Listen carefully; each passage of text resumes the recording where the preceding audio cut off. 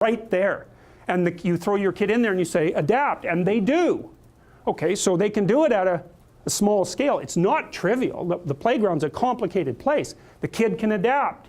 Well, how much can you scale that up? Can you scale that up to from the chaos and order and malevolence of the playground to chaos and order and malevolence itself? Well, that's the question. Well, I don't think there's any reason to answer that in the negative. So, because we don't know the full extent of a human being.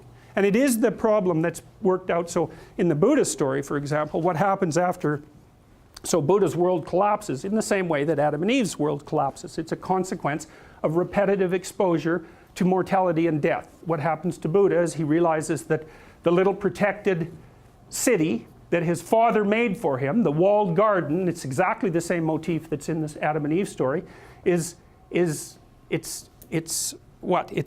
fatally flawed. That kind of protection cannot exist, and he discovers that in pieces, right? Which is exactly what happens to children, is that they go out, they discover a limit, they run back. And the parents can help them with the limit. They run out, they discover a limit, they run back. But at some point they run out, they discover a limit, they run back, and the parents have nothing to say to them. Because they've hit the same limit that the parents hit. Which is like, well, what are you going to do with your life?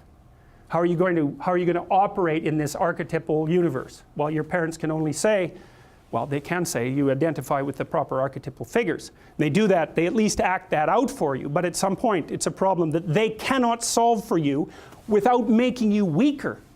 That's the thing, you know. So it's an interesting thing that I've learned in therapy, because one of the things you have to learn as a therapist is how do you not take your client's problems home with you. It's a very common existential problem that beginning therapists face because they're afraid. It's like, well, you're dealing with people all the time who have serious problems. Sometimes it's mental illness, although less frequently than you'd think. And sometimes it's just that they're having a good catastrophe, right? Their parents have cancer or something like that, or their father has Alzheimer's and they're unemployed, or they have a drug problem, or they have a schizophrenic son, or like, these aren't mental illness problems, right? Those are just catastrophes. And so people are discussing those with you all the time. How do you avoid being crushed by that or avoid taking it home? And the answer to that is you don't steal the problem. That's the answer. It's like, you have some problems.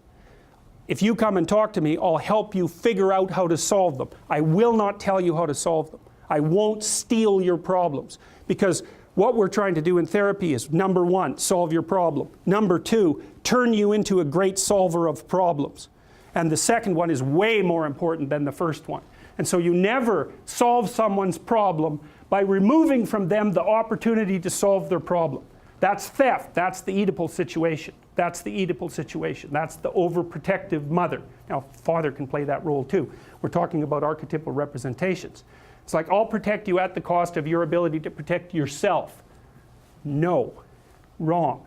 That's a sin. That's a good way of thinking about it. That is not what you do with people. Not with your children, not with your partner, not with yourself.